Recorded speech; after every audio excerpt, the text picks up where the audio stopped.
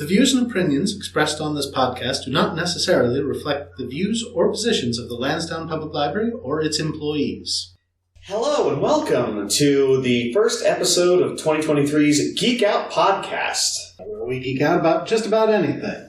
I'm your first host, David. And I'm the co-host, Jeff. And we are joined here today by... Sarah Gorman, who works at Newtown Library. Welcome. And today's topic is the theater. Ooh. Or musical, if I'm correct, right? Yeah, you would be correct. Yeah, musical theater. Well, let's get started. So, what is musical theater? Well, wow. So musical theater, I guess like in the most literal sense, is, the act of taking a play and adding songs, where rather than a soliloquy or a monologue, a character sings what they're feeling, or the songs move the plot forward. So it's different than like a song cycle or like a concert where like there's music. The music is story driven. So that's in the literal sense. But to me, musical theater means so much more. It's a place where you can go and it's very communal and it celebrates all different kinds of walks of life. And there's this quote from the musical 42nd Street, came out back in the 80s, where the character played by Jerry Orbach says, "Think of musical theater, the two best words in the English language." So like that's how I tend to think about it. I'm like, it's the best. Like it's one of my like favorite like pastimes. Why is it one of your favorite pastimes? That implies that you participate in it? So throughout my life, there's been like a variety, like I'd say, I've been on the stage and I've been in the wings and I've been in the audience. I did theater in high school, and really, like, growing up, my parents basically tried every single extracurricular activity with me, every single sport. Like, we did softball, basketball, soccer, and then dance, and then all the different kinds of stances within. They're like, maybe she'll like hip-hop, or ballet, or what have you, but nothing stuck. I didn't like anything, and then 9th grade came along, and somehow, like, the theater clicked, and they were like, oh, we should have done this from day one. She's a theater kid. So I've always loved it, and theater was just sort of something that was always around when I was growing up. It was something that was really special to my parents when they were dating and early years in their marriage. They would, one of their favorite types of date night would be to drive up to New York and get day of discounted theater tickets.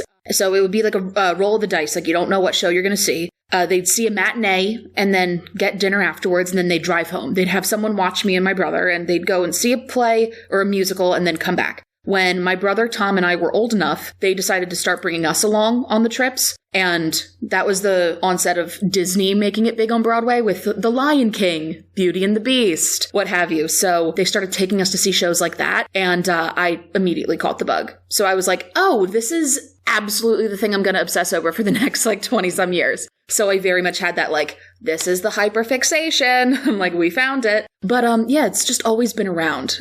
Phases have came and went, but theater has always been there. Wow. It's been like a part of your life for the longest time. Yeah. Like really, like I think I saw my first show when I was like 4, and I think it was Beauty and the Beast, but I don't remember it. I was so young, I don't recall. The story is that my brother was crying so hard they had to like, my mom had to like take him out of the theater and like wait in the lobby with him. But the first show I remember was The Lion King, and I was like 5 or 6. We had orchestra seats on the aisle. And I don't know if y'all have seen The Lion King, but it's very big into like puppets. And during the opening number, during Circle of Life, the cast members come down the aisles with like the huge puppets. So like there are these huge giraffes and elephants just like coming past you. And I had that center aisle like orchestra seat, and I was just looking up and just seeing like the stagecraft and like how beautiful like all of these puppets are just like coming down the aisles. And I had that like moment of like, oh, this is the coolest thing ever. I'm like, oh, this is it. So like ever since like 4 or 5 years old, and I'm 25 right now. So it's been like the past 20 years. Like this is, been something that I always love, like whether it's doing a show or just going to see a show. It's like my favorite thing to do. I suppose the obvious question to ask at that point is, now that we already know the first of the musicals you've seen, which one is your favorite? Okay. So my favorite musical is Hello, Dolly. I'm generally a fan of like the golden age of musicals. Like I love like Hello, Dolly, My Fair Lady, The Music Man, Oklahoma, like the older school musicals. Those were something that were big plays in my parents' houses growing up. Lots of Barbra Streisand and everything. So Hello, Dolly is my favorite. The movie with Barbara Streisand is great, and I went to school in New York for undergrad, and I would see shows all the time. I would get the student like discount day of tickets. I'd never pay more than $50 to see a show, and I would. Oh, it was insane. Because with like Hamilton and everything else now, like tickets are like $200, $300. Yeah. Tickets to The Music Man with Hugh Jackman. Tickets were like $500, $600. So like I would always do like the day of like student tickets. And so I remember the end of freshman year, I saw Hello Dolly, and it was the revival with Bette Midler. And it was like a huge kind of like event in the theater that like, cause Bette Midler hadn't been on Broadway since like the 60s or 70s. Like it had been a very long time. And it was sort of her like big grand return. And I treated myself to a ticket when I finished freshman year. I'm like, I made it. I survived. Let's go see it. And it sounds so corny. Like the lights went down and the orchestra started and the overture began. And I straight up had like full body goosebumps and was like, oh, I can tell this is going to be like my favorite show. And by the end, I was like buying all the merch at like the merch table. And I was like already like planning like when I could go and see it again. So like I very much like, I've seen Hello Dolly more times than I care to admit when I was going to school there and it was running on it ran for like a year and some change. I saw it. Maybe I shouldn't disclose it, but I did get into the double digits of like going to see it. Like a Friday night, people would be like, oh, do you want to party? And I'm like, nope, I'm seeing Hello Dolly. So I definitely have a special place in my heart for that show.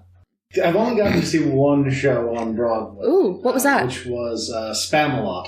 Oh, nice. Absolutely fantastic. I thankfully got there when it was still Tim Curry as Arthur, which was phenomenal, of course. Oh, yeah. I saw that, too. I was in, like, 5th grade, and my parents brought me to see it, which was a questionable decision as parents, but I'm glad that they did it nonetheless. We ended up buying a set of the coconuts that they use in the show, like, at the merch table, and it's just... that show was great. The puppet of the rabbit.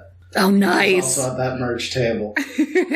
Well, it sounds like, even though they hooked you with the $50, but you still... They got the rest in additional viewings, and they did. There are a couple of shows where I think to myself, and I'm like, oh, I kept them open. I was like, they're relying on this, on this weird college student to keep them afloat, because between like the student tickets and like they would also do like online lotteries where like the day of you'd put your name in and they'll email you if like you want a ticket. I ended up seeing Cats on Broadway because I entered the lottery just like for the heck of it. And then I got the email being like, you won. And I was like, I guess I'm seeing Cats tonight. Which is like, even if you don't like theater, like you hear like the reputation about Cats and how stupid it is. So I went to see it. I'm like, well, this may as well happen. I went to go and see it. And then I was surprised at how much I loved it. I like at intermission, I was like, am I enjoying myself? And so now I have to like, whenever someone brings up Cats, especially the movie, because the movie was so god-awful, I have to like stand up as the one like Cats defender, and I'm like, actually?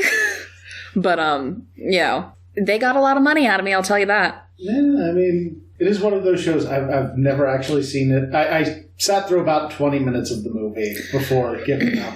But as a kid, my sister was obsessed with it. So we had the records of all things. Oh, nice.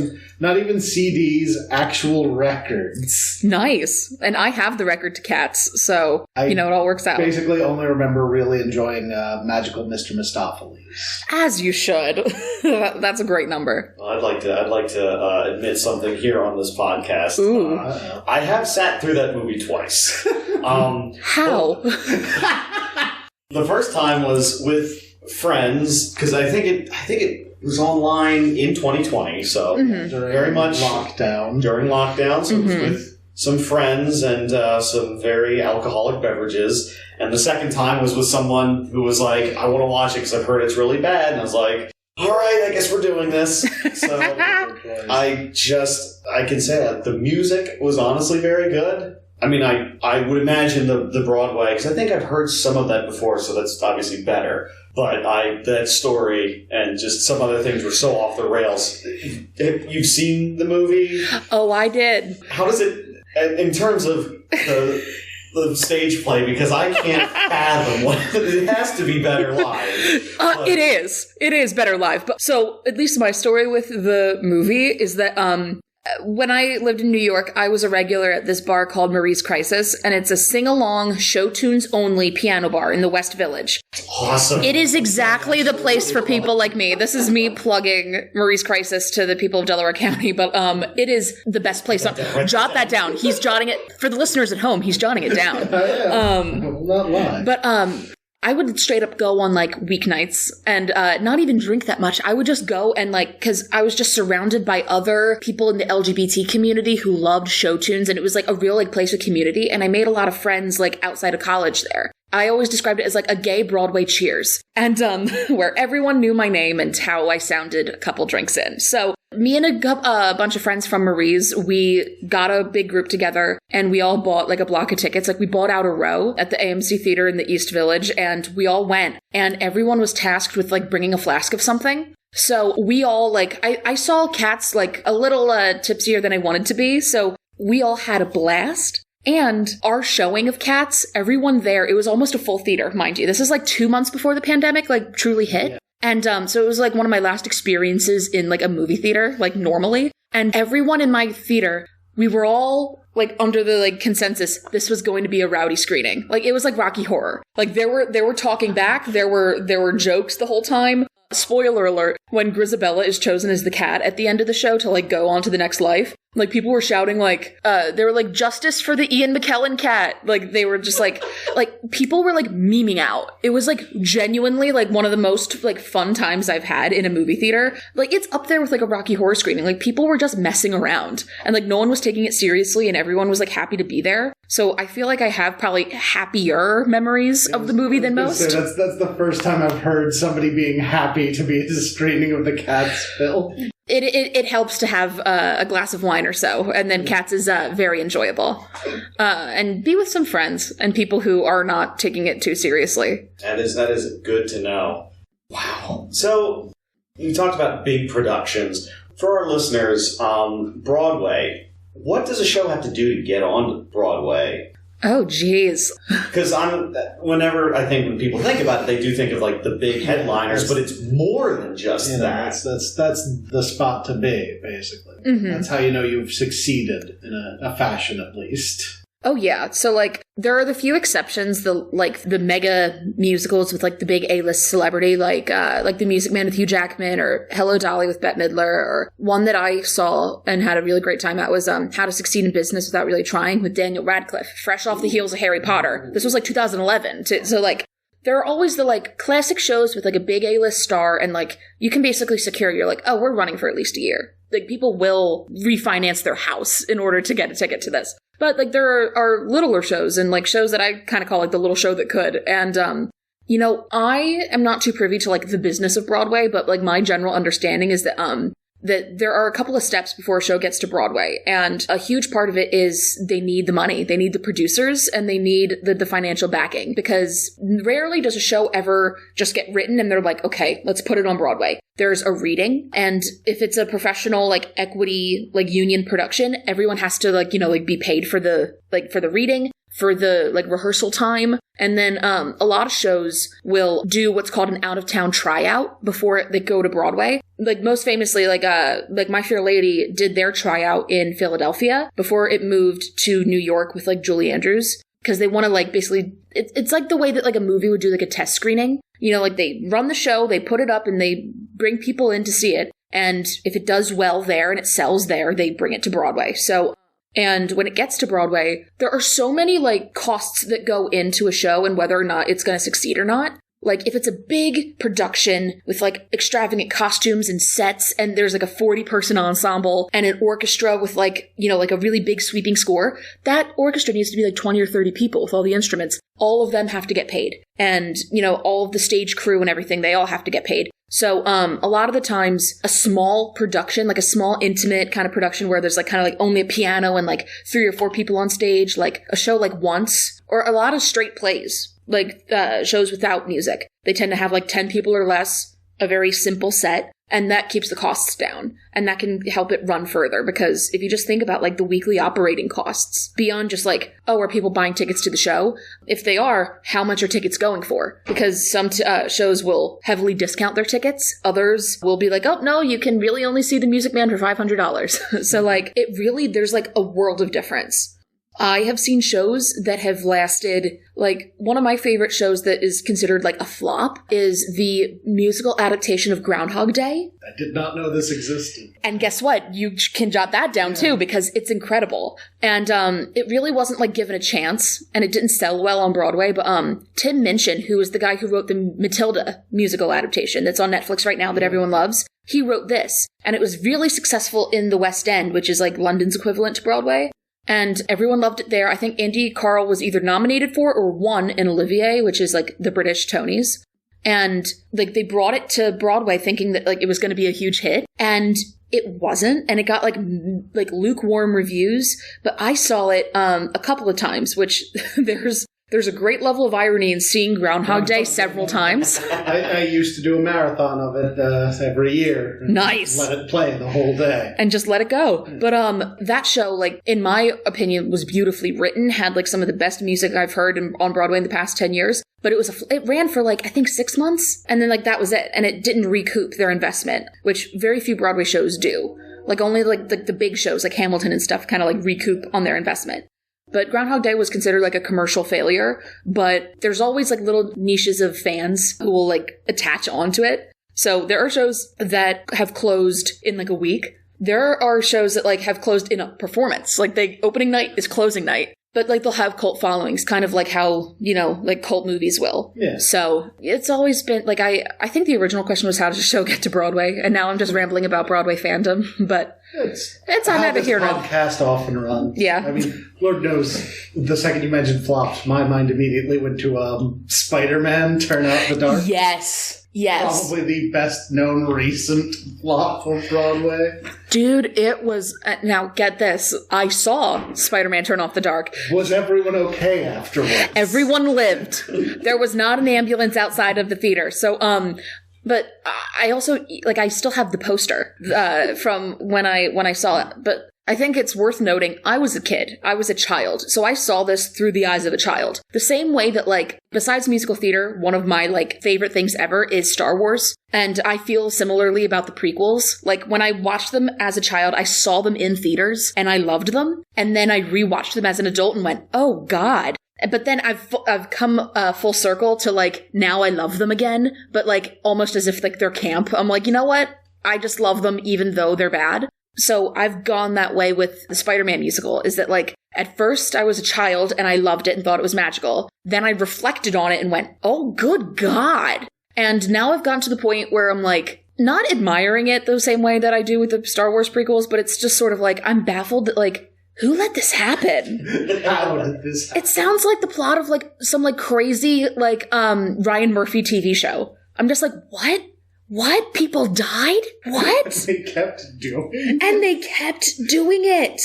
Oh my God. No, it was absolutely insane. Ugh. But Star Wars is a whole other episode because... one that we do need to do eventually. We've done one on Trek. Wars is certainly due. Well, we'll see how we're feeling around May, you know.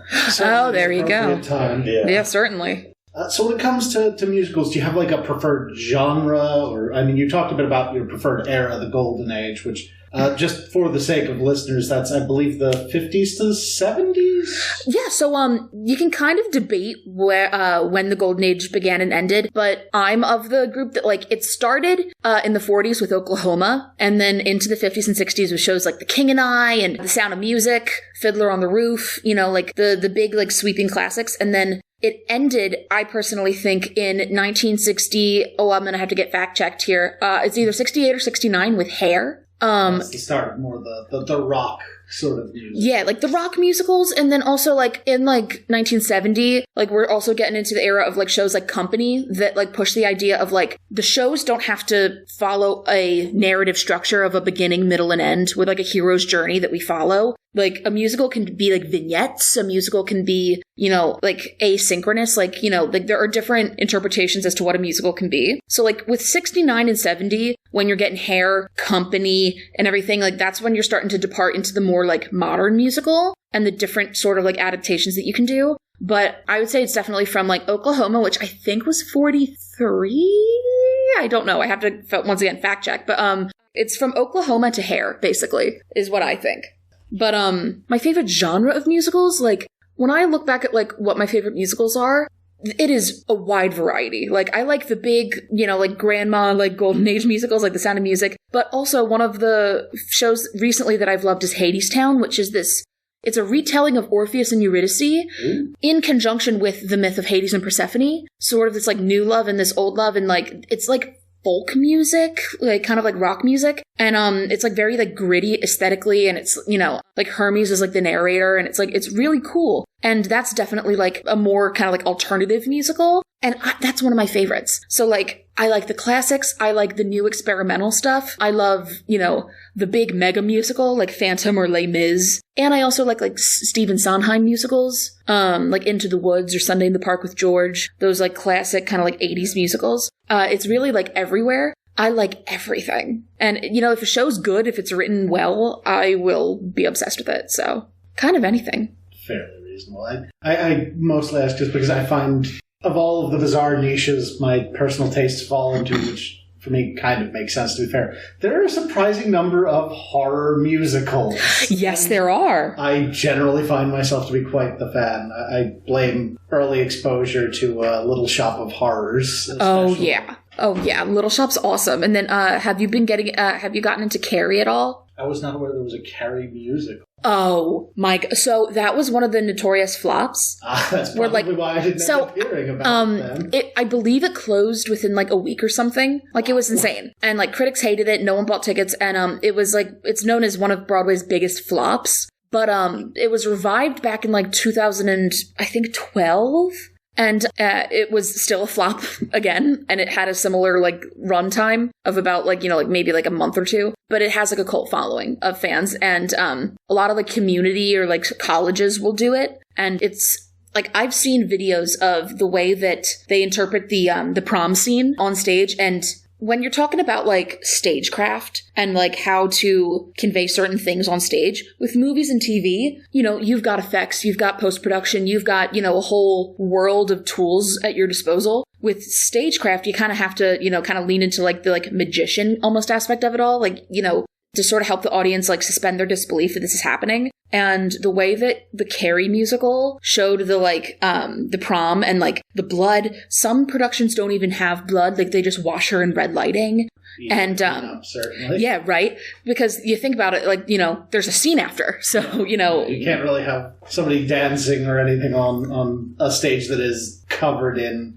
probably chocolate syrup or something similar. So, and then the way that they're showing, like, Carrie, like, slamming the doors shut and, like, because they have to convincingly, like, slam the doors, like, on their own. It's like, you gotta get creative when it comes to, like, portraying those kind of things on stage, and Carrie did a great job at that. So even though not a particularly well-liked musical, still had that merit there. I think so, at least. That's actually something I kind of want to hear more about, though, is stagecraft. Because, a lot of the musicals I've seen, as I said, I've only seen the one, like, big production on Broadway. Most of what I've seen is them when they're rehashed for film or television, where they can do post-production and things of that nature. Well, I'm going to circle back to Groundhog Day, because that was a really great example of, like, how they used stagecraft. And the show, like, the set of the show took place on a set of 3 or 4 turntables.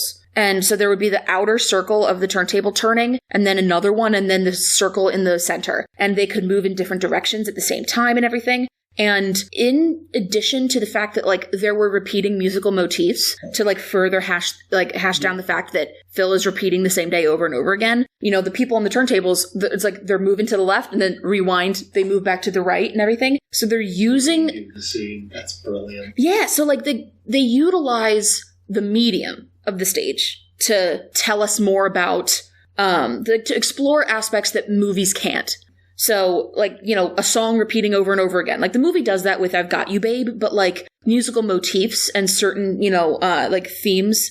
Like, characters will have songs that are almost like interpolations of each other to show that they're linked and everything. Like, the same way that you would, like, analyze, like, a book and be like, what do the color of the curtains mean in Great Expectations? Like, you can say, like, you know, this character singing in this key and this character singing in this other key. Like, what does that say about them? Do they harmonize? Do they gel together? Like, you know, you can sort of analyze shows that way. And in Groundhog Day, like, they really use this stage and the rotating stage. They have trap doors and everything to, like, have Phil pop up in other places, like, really fast.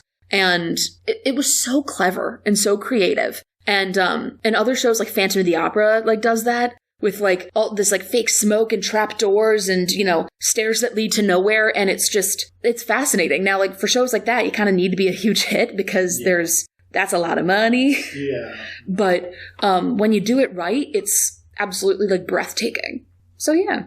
Yeah, stagecraft is, I guess you don't really think about it too much because that's, like, usually not the draw of the play. Mm-hmm. But, I mean, just using turntables or puppetry just elevates that whole thing. Yeah. And, like, just going off of your point about puppetry, though, like, shows like The Lion King or, like, Avenue Q or, like, shows that, like, very obviously lean into puppets. And, like, honestly, it speaks to, like, a large fact about puppetry. And, like, I could go on a whole rant about, like the Muppets and stuff. But, like, when using puppetry on stage or, like, in TV or film, it's almost like everyone knows that it's a puppet. But good puppetry will suspend everyone's disbelief. You know, like, when you're watching the Muppets, you're like, that's Kermit the Frog. Like, they're, like, you know that, like, yeah, he's a Muppet, and there is someone operating him, but no, there isn't. Yeah. Like, when you're watching him talk, you're like, that is its own frog. That is a frog. Jim Henson famously, in an interview, had just Kermit sitting on his lap and did essentially the exact same discussion, where it's like, you know, the second I put on that voice and move his mouth, people just sort of forget I'm here. Yeah, I saw that clip. And it also helps that the puppeteer looks at the puppet that they're puppeteering. Back in senior year of high school, the spring musical was The Little Mermaid. And I was one of the two eels. I was Flotsam. And my puppet that I had was this long eel that I wrapped around my body. And I would hold the tail with my right hand. And my left hand was up by my shoulder and would operate the mouth. And doing that, I was wearing Heelys. Yes. You want to talk about stagecraft. So, Marple Newtown said, we're getting Heelys. So, that's a whole other, like, side story of, like, I was never allowed to have Heelys growing up. So then here I am, like, 17 years old. And they're like, oh, Sarah, yeah, we're putting you in Heelys. And I was like, I don't know how. So the kid who played King Triton had to teach me how to to do Heelys. So it was a wild time. But having that, like, full body puppet, like, I basically took this, like, little crash course in, like, puppetry, like, and the director was like, no matter what you do, always keep your eye on the puppet's head, no matter what you're doing. And then, like, if your character's supposed to look at somebody, you don't look at them, your hand does. And, like, you operate it like that, because a lot of the times when you're making eye contact at the puppet, the audience knows to look at the puppet too. So when musicals utilize puppetry and everything, like Avenue Q, or The Lion King, or stuff like that, like, you know that it's a puppet, but it's almost like in that moment you kind of forget and you don't care. And to the point of stagecraft as a whole, that's what good stagecraft is. You kind of forget that it's stagecraft. You know, like, you're able to suspend your disbelief for a minute. And that's what I think, like, you know, hopefully if it's good stagecraft, that's what it achieves. I mean, again, with the example of Spamalot, the scene with the killer rabbit is literally just a group of adults throwing a puppet between one another. Yes. And it's fantastic. Yeah, and, like, people embrace, like, the silliness of it. And that's, like, you know, with Monty Python in general. Yeah. You sort of embrace the absurdity of it. So we've touched a little bit here and there on the film adaptations. And with the already obvious exception of Cats, are there any that stand out as particularly good or particularly bad? So I've had this discussion with my friends a lot, because some days we don't have anything better to talk about, and we'll just go, you know, like, forget it. What's the best movie musical adaptation? And you can talk about the older ones, like Funny Girl or The Music Man and Oklahoma, but of recent memory, I think one of the best musical to movie adaptations, I have two come to mind: Chicago and Hairspray, both of which, like, you know, they definitely utilize the film medium to explore things that the stage can't. Yeah. With Hairspray, we learn more about Baltimore, like, more so than a stage musical can explore. And it was a pretty faithful adaptation, too. They didn't change a lot. Like, there was like 1 or 2 cut songs here and there, but for the most part, it was a faithful adaptation. And I think that there's something to be said about casting, because it's all good and well that you want to have a star in your movie musical, but you gotta make sure they can sing. Yeah. And if you don't, you'll have the fever dream of James Corden as a cat, and and then you're sitting there like, why are we here and doing this? So like with Hairspray, like they found a complete unknown. Like they had like a star search, and they found the girl Nikki Blonsky, and she just like, you know, like had the talent and played her, and like the rest of the cast, like even like John Travolta did a great job as Edna. Like he killed it. He kind of killed. So Hairspray was like a faithful adaptation, right? But like Chicago, they definitely like explored more of the themes of like good and bad and morality and legality. And they had this really cool setup where like there were the scenes in which, like, you know, like the movie was taking place, like, oh, like they're at the courthouse or they're in the jail. And then for a lot of the musical numbers, it would almost cut to this like other reality where they're on stage and they're doing a cabaret act for everybody. So like, you know, like Roxy is singing about like wanting to be a star, but she's not singing it from her jail cell. So we suddenly cut to some magical like stage where she's in front of the audience she's always wanted. And that like choice of like whenever there's a song, we're sort of like on a stage again. That was like a really cool choice that you could make because like you're doing a movie and not like, you know, something on stage. I'm curious I should try and look up just a stage version of the puppet scene with the lawyer. Yeah. As he almost never moves his lips. Oh, yeah.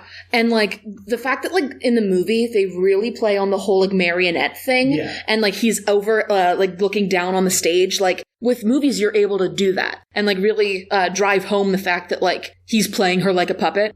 But on stage, it's like hilarious because the actress playing Roxy really has to practice kind of like the dead eyes of a puppet and everything, and like the really sudden movements that come with like being manipulated as a puppet. It's just really cool. Which I also do plan on seeing Chicago soon because one of my favorite drag queens from RuPaul's Drag Race is going to be in the show for a limited 8-week run, playing the role that Queen Latifah played in the movie, Matron Mama Morton. Okay. Jinx Monsoon, the winner of season 5, is going to play that part, and I'm already like, take my money! So you'll hear a fresh comparison later, but it's just really cool, like what you can do versus a stage and a movie. Yeah. Those are examples of movie musicals gone right. Gone wrong? That could be a whole other episode. But things that come to mind, the Chorus Line movie was awful because that is a whole discussion. But a chorus line really, you kind of have to like be there in person, and it like makes more sense as a stage musical. Because it all takes place in one room, like over the course of like 1 or 2 days, and that doesn't really translate in a movie. I'm trying to think. I think it's like a hot take, but I think the Phantom of the Opera movie isn't that great. I've generally heard most people agree with that sentiment. I think it's visually stunning. Yeah, I mean, I could say a lot of negative things about Schumacher, but the man knows how to design sets and costumes. Like, yeah. Although, again, maybe don't put nipples on the bat suit next time. But other than that, the guy knows costuming. Oh, who was the Phantom in that one? Gerard Butler. Right, and isn't he one of the ones that cannot sing? No. The answer is no. But, oh my god, what is his name? The guy from the Conjuring movies, Patrick Wilson. He played Raoul, who was the other like love interest of the main character. He killed. He slayed. He was awesome. But the movie was able to capture, like, the grandeur and the extravagance of, like, the Paris opera, like, in the 1800s. So, like, visually stunning. Costumes, like, cinematography, scenic design, everything, like, stunning. But it's just, you gotta have talent. So I just always found that a little rough. Certainly understandable. Especially, again, generally if you're casting for a musical, the singing should be the first thing you're looking at. Which, considering we're discussing Phantom of the Opera, is kind of ironic, I suppose. Right. Where, yeah, like, it's so much singing, and it's all about singing. Yeah. You'd think that would be the most important thing. It's literally a play about what happens when you cast people who aren't quite where you need them to be. Mm-hmm. They learned nothing. Cast people who weren't quite where they needed them to be, yeah. Well, I feel like it comes back to your other point about, wanting a star in your show, but this is the opposite of where they want the star, but they don't clear them for like, oh, can you also sing? No, we just want the name brand recognition or even the acting. Yeah. But in a musical, you need the singing as well as the acting. Yeah. And like a kind of big example, like to kind of get topical, last year there was a huge kind of drama on Broadway with the revival of Funny Girl. So Funny Girl, you know, Barbra Streisand, huge, like, you know, everyone, whenever they think of Funny Girl and Don't Rain on My Parade and all that, it's always Barbara who comes to mind, right? And that's kind of the reason it was never revived on Broadway. Ever since 1964, like, no one has touched it. And it's almost like that's one of those roles where the person who did it first, it's theirs. Like, you can't, like, God bless Emily Blunt, but no one else can be Mary Poppins. You know what I mean? Yeah. No one else can be Harold Hill in The Music Man. It belongs to Robert Preston. Like, there are certain roles where it's like the first person to do it, they are just associated with the role. No one wants to touch Funny Girl with a 10-foot pole because you'll always be compared to Barbra Streisand. And also, you're getting compared to like, that's like getting compared to like Whitney Houston or like, so like, you know, like the best voice ever. Yeah. So like, those are big shoes to fill. So when the revival finally came last year, Beanie Feldstein was cast as Fanny Brice, and she's the sister of Jonah Hill, and she's been on Broadway before in like smaller supporting roles. She was in Hello Dolly, which I saw, and you know, she was great. So she was in this, and she's very funny and like has the acting chops, and which a lot of people were excited about. And something that's important is that she is Jewish, and the character of Fanny Brice, who's based on a real person, is Jewish, and a lot of her humor and a lot of the plot is based on her being Jewish. Like, a lot of the, you know, the jokes and, like, what's written in the story, you know, she is, you know, like, New York Jewish. And so Beanie was, too, and people were like, oh, this is a great fit. And the show starts, and she's terrible. She has all the acting chops, all the, like, she's landing all the comedic timing and everything, but everyone said the voice isn't there. And that's one of those roles, kind of like the Phantom and stuff, where you have to have the voice. Yeah. The voice has to be there. And so I did not get to see her. When I saw the show, I saw her understudy, Julie Benko, who, as the understudy was going on, word on social media got out more that the understudy's better than the girl. So it was getting like, you know, like tense, but people were also being cruel to Beanie. Like there was, there's a difference between like writing a review and having criticism, and then there's like being cruel for the sake of being cruel. And people were just straight up bullying her, and it wasn't right. So when the producers were like, crap, we're not making any money because people are like realizing that like, or not realizing because it's up to your opinion, but people were saying like, you know, Beanie's not good in the show and everything. They pulled out the big guns and they got Leah Michele from Glee, whose character arc was always, I want to play Fanny Brice and Funny Girl, to play Fanny Brice and Funny Girl on Broadway. Leah Michele's had her whole history of scandals, of being accused of being racist and hard to work with and everything. So people were upset. They're like, she was awful to people. And, you know, you're just kind of like rewarding that like Hollywood behavior. But she's currently playing the role right now. And it wasn't until Leah Michele stepped in where they decided to record a cast album. They decided to go on TV and like do all of the like Today Show performances and everything. And it's caused a ton of drama because people were just so awful to Beanie Feldstein. But then it also raises the question, how did it get that far? Like, how did it get all the way to opening night and people not saying, like, in the rehearsal room, maybe this isn't a good fit? So the show's been, like, mired in controversy. But it seems that that's helped ticket sales because ever since Leah Michele stepped in, they've been selling out consistently.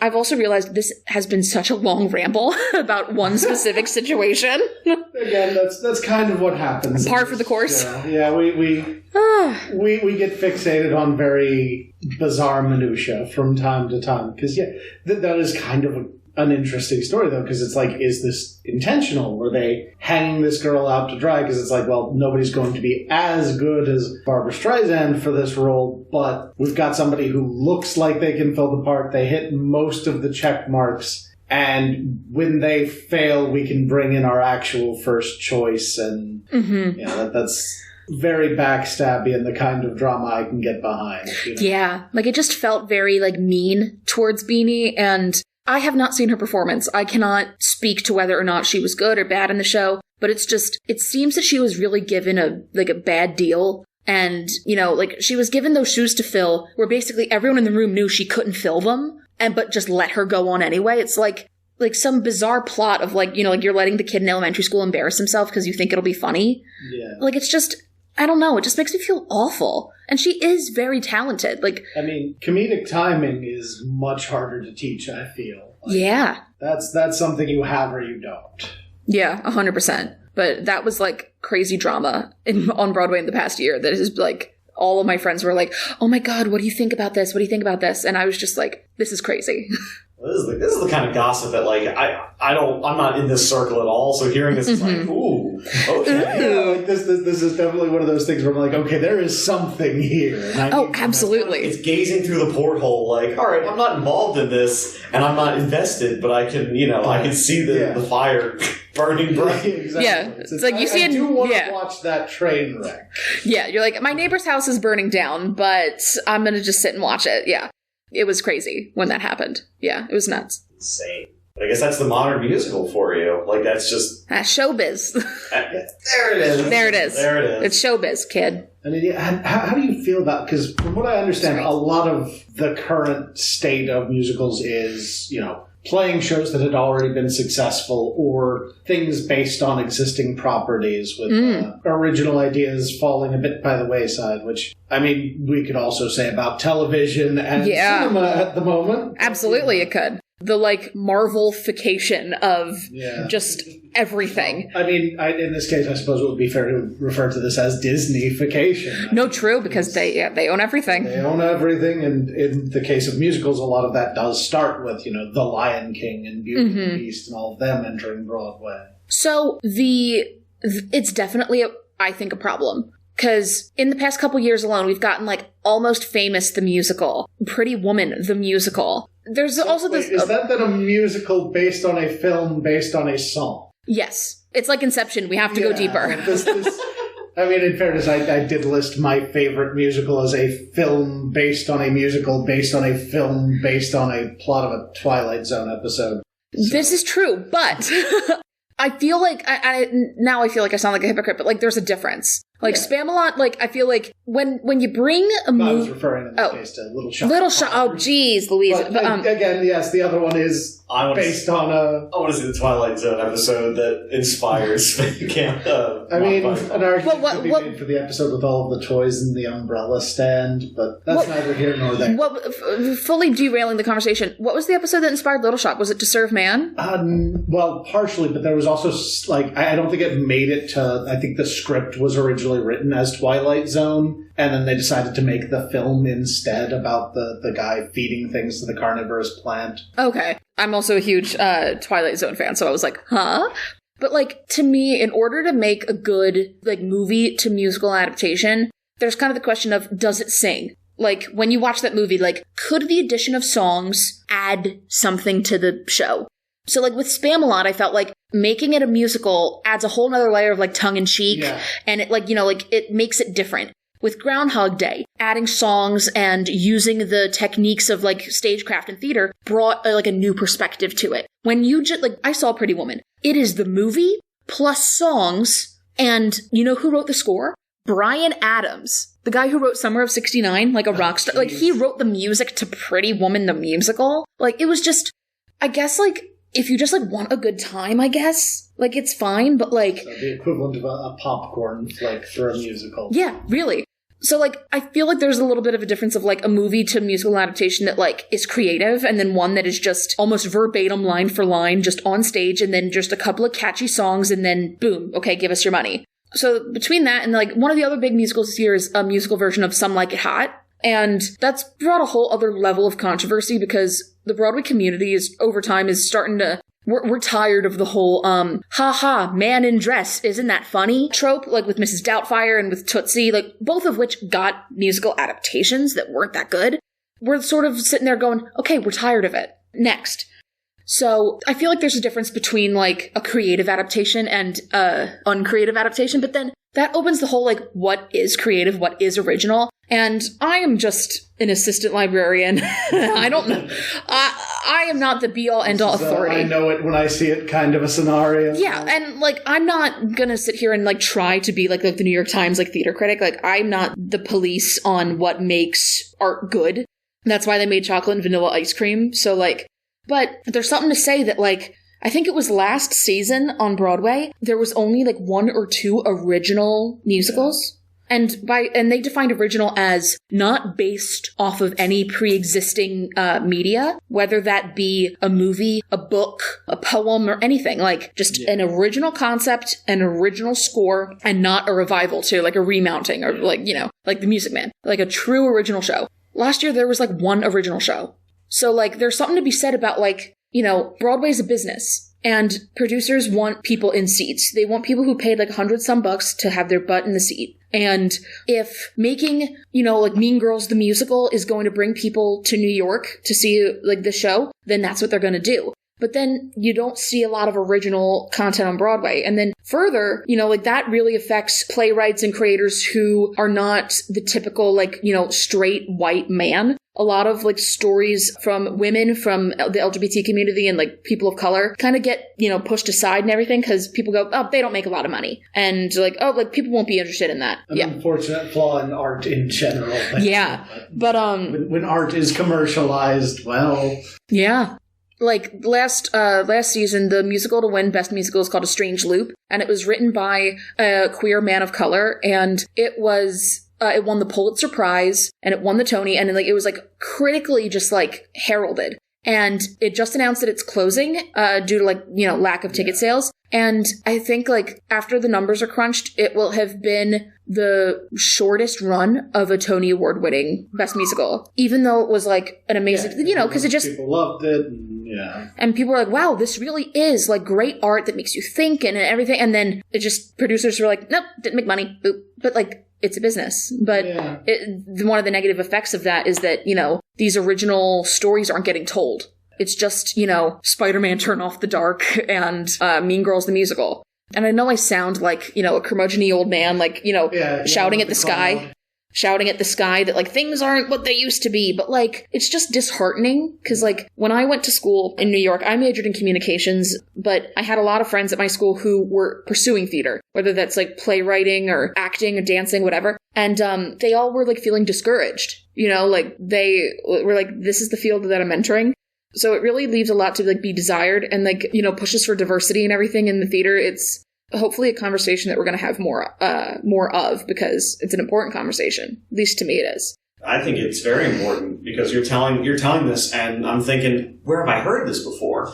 And I follow a lot of video game stuff, and the exact same thing is happening in the industry right now, where big companies aren't taking risks on. And in fact, the story was the company that does Dungeons and Dragons, Wizard of the Coast, just canceled 5 video game projects. Oh, jeez. And the reasoning was because, you know, companies like this, because there's so much money, they can't afford to take gambles as much. So they have to make the same thing over and over again because they know that's what people will want. And seeing this business over innovation, seeing that happen in different areas now. Yeah. It's fortunately everywhere, Yeah, and it's been in movies, and I think you can say like, oh, it's, you know, Marvel and superhero movies, but really, if anything, it is, and that's the epitome of like, well, then stop looking at it as this type of movie and start. It's not, you know, it's not the product, it's the system. Yeah, it's great that you talked about video games, because I also love video games, and I've noticed that like, you know, why try this cool new original idea when you could just remaster The Last of Us again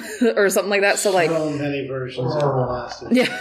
I was just talking to somebody that I think Skyrim has been re-released. Yeah, Skyrim. Yeah, there's like, why work on the next GTA when you can just keep remastering 5? Yeah, like, it's an unfortunate problem in most media. Oh yeah, I'm fully like, you could cut this, but I also I love video games. My senior thesis for undergrad was about the political commentary in BioShock, and I got they're making a 4th one, and I am excited and scared. I mean, most of the original team has moved to different projects. Oh yeah, no, none of the original, like, none of them bought the rights to BioShock. That's another problem, is the bigger corporations swallowing up the small fish, which, again, a topic perhaps for another episode. Well, to bring sort of things back. Yeah, to re-anchor this. To re-anchor this a little bit, what do we think about a BioShock musical? Oh, but okay.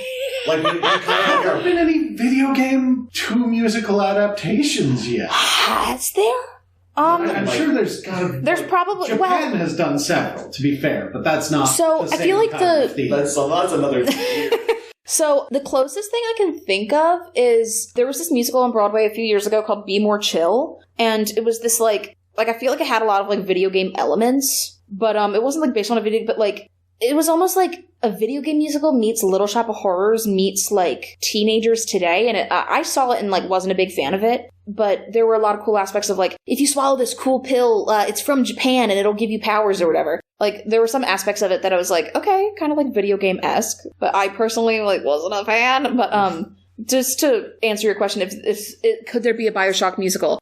My answer is no, because, and it's a nerdy answer for the same reason why Netflix is currently making a BioShock movie, and I'm eager because I will take any content about BioShock because it is one of my like special interests. I'm like obsessed with it. But I feel like one of the main things I keep talking about over the course of the session right now is medium. And, you know, you can tell the same story on stage, in podcast form, in a book or whatever, and like you'll get a completely different story because the way you tell it says just as much as what you tell. So BioShock is meant to be a video game. It is meant to be an interactive... especially, like, you could do a story set in Rapture, I think. You could. You could do the story of BioShock 1 or 2. Yeah, because the whole point of BioShock, at least like the first one, is that your choices matter. And when you're the player, you know, making choices whether or not to save the little sisters, or that has an impact on what ending you get.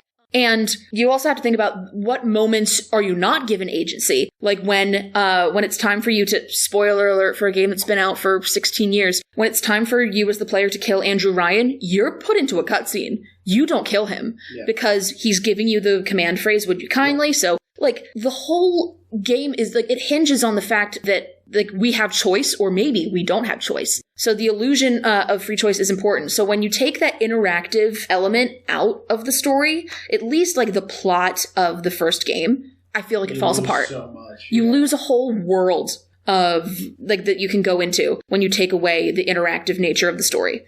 If a musical were set in Rapture, I would want it to be like very jazzy and very like, you know, like Dean Martin, and I would want someone to get the rights so that at some point in the show they could do Beyond the Sea, but because like you have to shoehorn it in there. Yeah. But that would be one of those shows where like the stagecraft would be insane. Yeah. Like to I'm imagining like a full aquarium as a backdrop for certain points. I'm even thinking like an immersive like theater, like the building, because like 5-6 years ago there was this musical on Broadway called Natasha, Pierre and the Great Comet of 1812. It starred Josh Groban, who was surprisingly fantastic.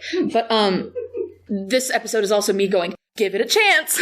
But it's based on a 70-page slice of War and Peace. And it's this cool, like, funk, like, techno musical with, like, traditional Russian, like, elements. It's, like, wild, right? It's absolutely wild. But then when they brought it to Broadway, they decided to turn the Imperial Theater into, like, a Russian tea room. So, like, there are, like, red, like, curtains, like, draping everywhere. And, like, you're sitting at little, like, cocktail tables. And the stage is wrapped all around you. So it's not, like, theater in the round. It's, like, theater all around. So, like, you're in, like... Yeah, so, like, I feel like a BioShock musical would have to be kind of like that, where, like, there's, you know, like, almost like windows, like, on the sides of the theater, and, like, you see, like, fish swimming by, like, you feel like you're underground. I feel like I would want it to be something similar like that, so that you would feel like you're in the world of Rapture, just minus the whole objectivist capitalist hellscape. Yeah. But I like how you went for like a jazzy thing, because when I said it, immediately I was thinking like, oh, what if it was like a repo kind of thing? Oh my god, yeah. Or could you even like halfway through, you know, it starts all jazzy and kind of thing, but as things deteriorate. And then it goes into this like alternative, like kind of like punk thing. I would love that. Also, to go back on puppetry, the way that they could do the Big Daddies, are you kidding me? Are you kidding me? Are you absolutely kidding me? I think that, like, you could absolutely just run with that. You could, you know, like, they could be, like, going through the aisles, like, with, like, the little sister. Like, I just think it'd be insane. Would it make sense? No. But I could dream. Yes. Would it be good? But I think that it's something I could think about to feel happy sometimes. But yeah. So I do have to do a minor correction on myself. I just remembered I have actually seen a musical based on a video game. Ooh, what is it? Specifically, it is The Trail to Oregon, which is a parody of the Oregon Trail. Oh my god, I didn't know that was a thing. Called Star Bomb. Oh, okay, good to know. Led me into one of my other questions, which was, how do you feel about like the smaller theater groups that are sort of popping up of late, like using things like YouTube and Kickstarter to get themselves started. I think that's awesome. I think that, like, you know, theater doesn't have to be, like, the big, like, multi-million-dollar, like, Broadway, like, machine. As long as there are players and an audience, theater can happen anywhere. And I think that's, like, one of the most, like, kind of, like, magical things about it, is that as long as there are people to play the parts and people who want to sit and watch, that's a show. Yeah. You know, whether you like it or not, like, that's a show. So I think that, you know, when I was in, like, middle school, I think it was like middle school or early high school. I grew up watching like Star Kid, which is where Darren Criss got his start. Yeah, and I watched like a Harry Potter musical 1 and 2, and I just think that like stuff like that is fantastic because it opens up a whole other issue of like the accessibility of theater. Not everyone can afford a trip to New York and buy a full price ticket, like stay at a hotel. Like, you know, there are a lot of costs associated with like going to see a Broadway show. So to a lot of people, musicals are inaccessible. And that's where like illegal recording of shows come in, because sometimes like some kid living in the middle of Iowa, if they find on YouTube like a illegally filmed video of like Beetlejuice the musical, like that's going to be like the only way they can experience like musicals, unless like, you know, there starts to be more small arts in like in their hometown. So like around here we've got like the Media Theater, we got like the Walnut Street Theater, and like the shows that come in touring to Philadelphia. And I know that the Philadelphia shows, they offer like rush tickets and like the student like pricing, but those kind of like small musicals that like get like a cult following online, like I think about like Ride the Cyclone, I think about like Heathers the musical, where like there's a big online presence of like fans that love that show, even though I'm not a big fan of Heathers. Like that was one of the first shows where I saw a bootleg of the off-Broadway production back in like 2015 on YouTube. And people who could not have gone to New York to see it saw that video and like became obsessed with musicals. And it like, you know, inspired them. So like... I'm a little surprised we haven't, especially with the whole Disney Plus thing with Hamilton. I'm amazed we have not seen more... Because when I was a kid, PBS used to air, you know, recordings of like Les Mis and things like that.